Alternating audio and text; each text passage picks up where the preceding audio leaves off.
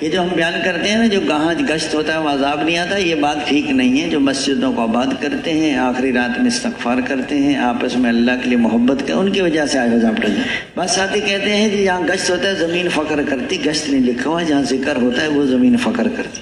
بات ساتھی کہتے ہیں جی 3 آدمی جماعت میں کام کرتے ہیں، یہ بھی ٹھیک نہیں ہے، ساری جماعت کام کرتی ہے، جو ذکر کر رہا ہے وہ بھی کام کر رہا ہے، جو دعوت دے رہا ہے وہ بھی کام کر رہا ہے، رہبر بھی مناسب ہو۔ گشت کے جو مقصود ہے گلی بازاروں میں دایانہ اور ذاکرانہ پھرنا آ جائے۔ تبلیغی عمل میں قوت اور ترقی کے لیے، فرائض کی حیات اور سرسبزی کے لیے گشت بمنزلہ جڑ اور بنیاد کی حیثیت رکھتا ہے، اور گشت کے بغیر تبلیغ کی مشغولی سراسر دھوکہ ہے۔ اصولوں کے مطابق نہ ہوا تو فتنے کا بھی خطرہ ہے۔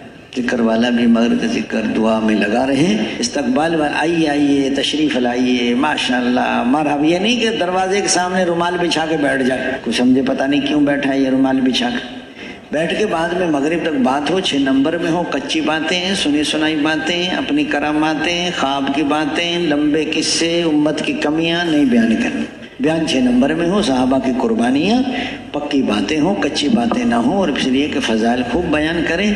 مغرب کا اعلان وہاں کا کوئی چودھری نمبردار ناظم ہو، اس سے بھی کرا سکتے ہیں۔ ایک ناروال جماعت گئی، ساتھیوں نے ناظم سے کہا آپ اعلان کر، اس نے اعلان کیا سب بیٹھو بیان سنو، کوئی اٹھ کر نہ جائے۔ ایک چڑیا کا بچہ نہیں اٹھا، جب بیان ہوا تو 7 آدمی چلے کے نقد اور ناظم خود بھی آ گیا۔